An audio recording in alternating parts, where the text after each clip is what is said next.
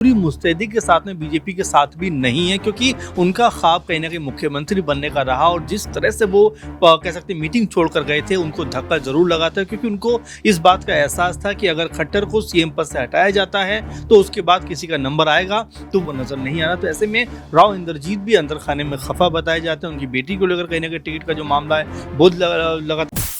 नमस्कार, मैं नाज़मीन खान और आप देख रहे हैं SPN 9 न्यूज़। हमारे लोग बैरक के अंदर जाकर छुप कर नहीं बैठते, बल्कि मैदान में जाते हैं और जनता के बीच जुड़ने की कोशिश करते हैं। ये शब्द है हरियाणा के पूर्व गृह राज्य मंत्री और अंबाला से विधायक अनिल विज के। अनिल विज विधानसभा चुनाव से पहले हरियाणा में एक बार फिर से सक्रिय हो गए हैं, लेकिन उनकी सक्रियता उनकी विधानसभा सीट पर सवाल खड़े करती है, जहां अनिल विज ये दावा करते हैं कि उनके लोग जनता से तो जुड़ते हैं, लेकिन वहीं अनिल विज का एक और बड़ा दावा होता है कि घायल शेर बहुत खतरनाक होता है। और घायल शेर क्या अनिल विज अपने आप को बता रहे हैं? क्या अनिल विज को इंतजार है भारतीय जनता पार्टी के उस फैसले का जो विधानसभा चुनाव के मद्देनजर लिए जाएंगे? क्या अनिल विज की सीट यहां पर पक्की होगी या फिर अंबाला कैंट से अनिल विज का भी टिकट कटता हुआ नजर आएगा? जहां हरियाणा में विधानसभा चुनाव की तारीखों का ऐलान हो जाता है, तो वहीं एक और जननायक जनता पार्टी के विधायकों में होड़ लग जाती है कि वो पार्टी छोड़ दें, तो वहीं दूसरी तरफ भारतीय जनता पार्टी की तरफ से अनिल विज का दावा कि सरकार भी बनेगी और हम इस बार भी चुनाव जीत कर रहेंगे। लेकिन अनिल विज के यही शब्द कहीं ना कहीं इस और इशारा भी करते हैं कि क्या हरियाणा में एक बार फिर से बड़ा बदलाव होता हुआ नजर आएगा, और ये बदलाव क्या भारतीय जनता पार्टी पर भारी पड़ेगा? इससे जुड़े हुए तमाम सवाल बनते हैं। न्यूज रूम में मौजूद हैं अमन सर, मेरे साथ मौजूद है, जानने की कोशिश करेंगे।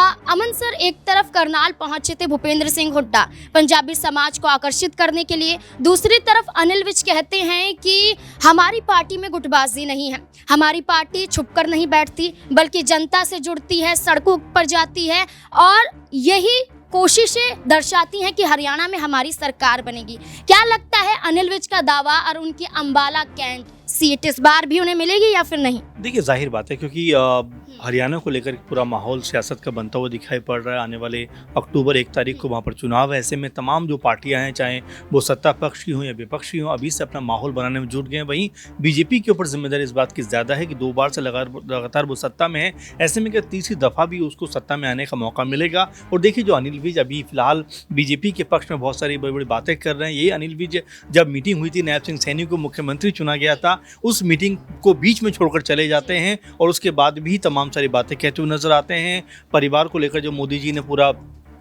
कैंपेन चलाया था उसको भी हटाते हुए दिखाई पड़ते हैं। तो अनिल विज का जो अब तक का रोल रहा है इन 3-4 महीने के अंदर, वो ये ज़रूर बताता है कि वो बीजेपी से अलग तो नहीं हो रहे हैं, लेकिन पूरी मुस्तैदी के साथ में बीजेपी के साथ भी नहीं है, क्योंकि उनका ख्वाब कहीं ना कहीं मुख्यमंत्री बनने का रहा। और जिस तरह से वो कह सकते हैं मीटिंग छोड़कर गए थे, उनको धक्का जरूर लगा था, क्योंकि उनको इस बात का एहसास था कि अगर खट्टर को सीएम पद से हटाया जाता है तो उसके बाद किसी का नंबर आएगा तो वो सिर्फ अनिल विज हैं। लेकिन देखिए, नायब सिंह सैनी को बनाया गया, उसी बात को लेकर वो खास खफा भी हुए, नायब सिंह सैनी भी उनसे मिलने गए, लेकिन अब वो उस तमाम चीज़ों को पीछे छोड़कर कहीं ना कहीं बीजेपी को हरियाणा के अंदर मजबूत करने में लगे हुए। यहाँ तक कहते हैं कि भाई हमारे बीच में कोई गुटबाजी नहीं है, लेकिन साफ साफ दिखता है कि जो गुटबाजी है वो अपने चरम सीमा पर दिखाई पड़ती है। राव इंद्रजीत कुछ और कहते हैं, नायब सिंह सैनी कुछ और कहते हैं, अनिल विज का बयान कुछ और आता है। तो ऐसे में अगर हरियाणा में बीजेपी को एक बार फिर सत्ता में रहना है तो कहीं ना कहीं अपने नेताओं के बीच की जो नाराजगी है। एक और सवाल रहेगा राव इंद्रजीत से जुड़ा हुआ। लोकसभा चुनाव में जिस तरीके से वो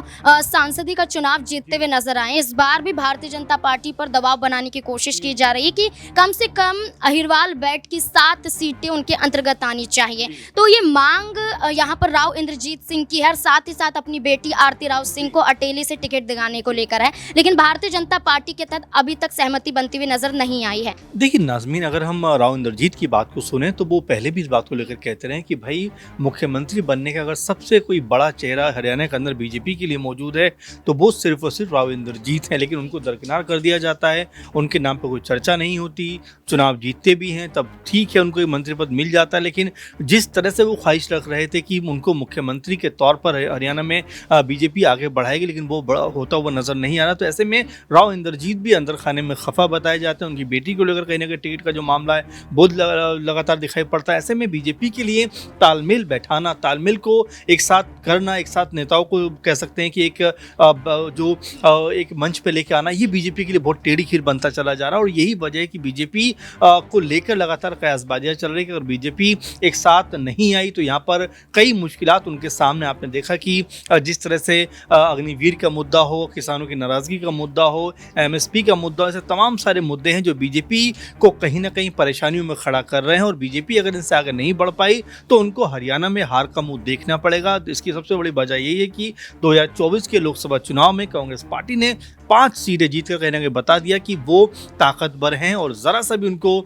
मौका मिला तो वो सत्ता में आने से चूकेंगे बिल्कुल भी नहीं। सर, एक और सवाल रहेगा कि प्रदेश अध्यक्ष मोहनलाल बड़ोली की बात करें, वो इस बार दावा करते हैं कि भारतीय जनता पार्टी के नेतृत्व से 21 नए चेहरों को यहाँ पर टिकट दिया जा सकता है, यानी कि पुराने विधायकों के टिकट कहीं ना कहीं कटते हुए नजर आएंगे। तो क्या यहाँ पर बागी होते हुए विधायक देखे जा सकते हैं? क्योंकि नैनपाल की बात करें, राव नरबीर सिंह की बात करें, कहीं ना कहीं ये अभी से दबाव बनाने की कोशिश कर रहे हैं। यहाँ पर रणजीत सिंह चौटाला का भी जिक्र कर लेती हूँ, गोपाल कांडा के खिलाफ नजर आते हैं। क्या कहना है आपका? देखिए बिल्कुल, और गोपाल कांडा का जिक्र आपने लास्ट में किया, उसमें देखिए गोपाल कांडा भी कह रहे हैं कि भाई हमें भी सीटें चाहिए। तो ऐसे में बीजेपी के लिए ये गणित बैठाना बहुत मुश्किल होने वाला। नए चेहरे अगर आते हैं तो पुराने चेहरों का फिर क्या बीजेपी करेगी? क्या बीजेपी के साथ वो चलेंगे? अगर नहीं चलेंगे तो क्या वो कांग्रेस को फायदा पहुंचाते हुए नजर आएंगे? तो ये बीजेपी के लिए इस स्थिति को संभालना मेरे ख्याल से बहुत मुश्किल है, बहुत टेढ़ी खीर कहीं ना कहीं बनता चला जा रहा है। वैसे में बीजेपी की जो आला कमान है, बड़े नेता हैं, अमित शाह लगातार हरियाणा का दौरा करते हुए नजर आ रहे हैं, लेकिन जैसे जैसे अब दिन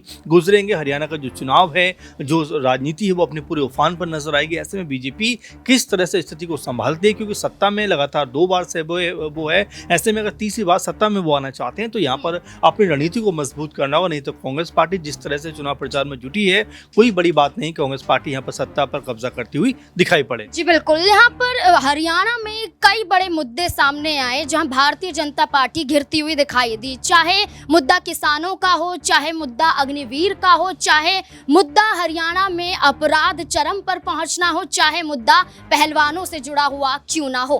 पहलवानों के तहत देखा गया जहां भारतीय जनता पार्टी फंसी तो वहीं कांग्रेस पार्टी इसका बखूबी लाभ उठाते हुए नजर आई। इसका सबसे बड़ा उदाहरण हमने तब देखा जब विनेश फोगाट हरियाणा पहुंची तो उनका स्वागत करने पहुंचे सांसद दीपेंद्र सिंह हुड्डा, और दीपेंद्र सिंह हुड्डा की मौजूदगी इस और इशारा करते हुए नजर आई कि क्या अब विनेश फोगाट के जरिए जाट समाज को आकर्षित करने की कोशिश कर रहे हैं। चाहे दीपेंद्र सिंह हुड्डा का दावा हो कि कांग्रेस पार्टी इस बार सत्ता में आएगी, या वही वजह यहां पर हो सकती है जो लगातार भारतीय जनता पार्टी के लिए मुश्किलें खड़ी करती हुई नजर आ रही हैं। मनीष मेरे साथ मौजूद है, जानने की कोशिश करेंगे। मनीष, क्या लगता है कि विनेश फोगाट के जरिए कांग्रेस पार्टी हरियाणा में जाट वोट बैंक को आकर्षित करना चाहती है, साथ ही साथ विनेश फोगाट को भी क्या कांग्रेस पार्टी में कोई जगह मिलती हुई नजर आएगी? क्योंकि दीपेंद्र सिंह हुड्डा ने तो पहले ही दावा कर दिया था कि राज्यसभा के लिए हमारे पास पूर्ण विधायक होते तो हम विनेश फोगाट को ही आगे करते। क्या कहना है आप?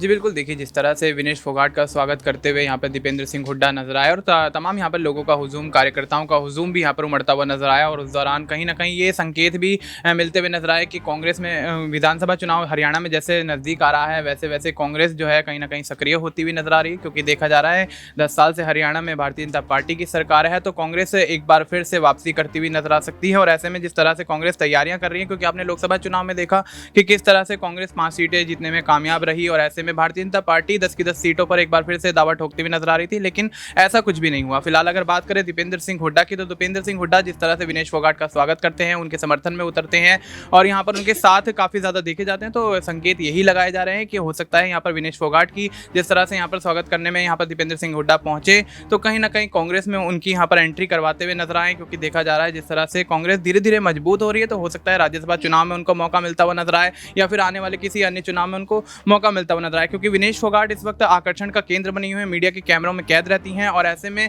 विनेश फोगाट की हाल फिलहाल में जो लोकप्रियता बढ़ी है उसको लेकर कहीं ना कहीं कांग्रेस एक बड़ा दाव खेलती हुई नजर आएगी और भारतीय जनता पार्टी को एक बड़ा झटका लग सकता है। देखिए, राज्यसभा चुनाव का जिक्र हो रहा है। 3 सितंबर को राज्यसभा की एक सीट पर चुनाव होगा और इस बीच में देखा जाए तो कांग्रेस पार्टी कहीं ना कहीं चुनाव से अपने आप को अलग रखती है। तो भारतीय जनता पार्टी के तहत 2 नामों का कहीं ना कहीं सुर्खियों में आना ये दर्शाता है कि भारतीय जनता पार्टी राज्यसभा के चुनाव में मजबूत है। एक नाम रवनीत सिंह बिट्टू का, दूसरा नाम किरण चौधरी का। और जहां तक है रवनीत सिंह बिट्टू आगे राज्यसभा के चुनाव में देखे जा रहे हैं। किरण चौधरी को लेकर क्या कहना है? भारतीय जनता पार्टी में आकर सही किया, क्या राज्यसभा के लिए आगे जाएंगी या फिर भारतीय जनता पार्टी को छोड़ती हुई नजर आएंगी?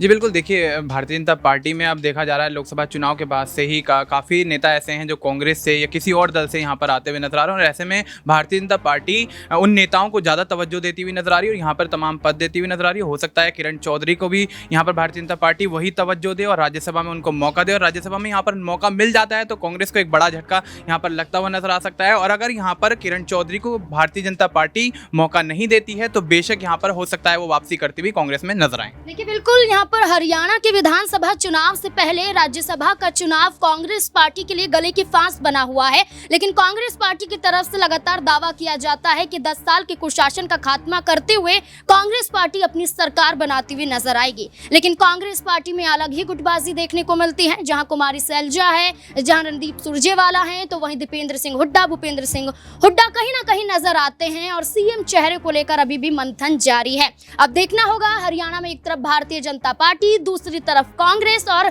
कई अन्य दल मौजूद हैं। कौन यहां पर बाजी मारता हुआ नजर आएगा? इस पूरे मुद्दे को लेकर आपकी क्या राय है? कमेंट सेक्शन में जरूर बताएं। देखते रहें SPN9 न्यूज़। धन्यवाद।